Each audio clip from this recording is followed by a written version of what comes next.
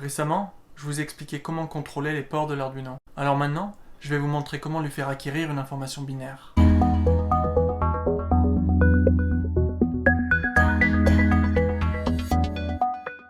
Pour faire l'acquisition d'une information binaire, on va utiliser le capteur d'état le plus simple qui existe, le bouton poussoir. Un bouton poussoir me permet d'aborder la notion très importante de résistance de pull-up et pull-down. Une résistance de pull-down signifie une résistance de tirage à la masse. Ça permet de maintenir une tension de 0 V sur notre broche Arduino, soit un état logique bas. Le raisonnement est le même avec une résistance de pull-up, qui elle permet de maintenir un état logique haut. Dans le dernier épisode, nous avons appris comment allumer une LED, alors on va s'en servir pour indiquer visuellement l'état du bouton poussoir. Voici le montage que nous avons câblé.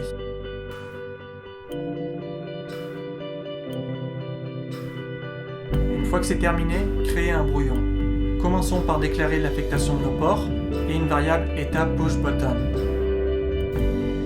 Ensuite, nous initialisons par défaut si nos ports sont des entrées ou des sorties. Puis notre boucle infinie, où l'on va se contenter de lire la valeur sur l'entrée de la carte, et en fonction de cette valeur, nous allons tout simplement allumer ou pas la LED. On utilise pour cela la syntaxe suivante.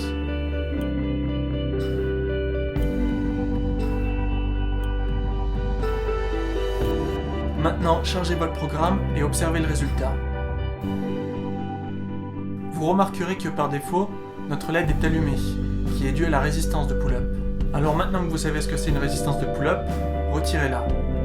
Il est possible, mais pas certain, que votre LED s'allume et s'éteigne toute seule. Et c'est justement parce qu'il n'y a pas de résistance de pull-up que l'état est instable.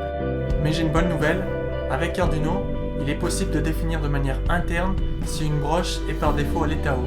Pour cela, dans l'initialisation, nous allons définir notre entrée comme input pull-up à la place d'input. Observez par vous-même que le résultat est identique. Je vous montre également quelque chose qui va nous être très utile pour la suite. Si vous souhaitez connaître la valeur lue sans utiliser une LED, vous pouvez utiliser le port série. Vous avez juste à initialiser la connexion comme ceci, et dans la boucle infinie, indiquer quelle information vous souhaitez obtenir. Chargez votre programme, et une fois que c'est fait, cliquez sur l'onglet Serial Monitor. Cela affiche en temps réel l'état de votre bouton poussoir. Maintenant que vous savez recevoir une information binaire, alors à vous de jouer.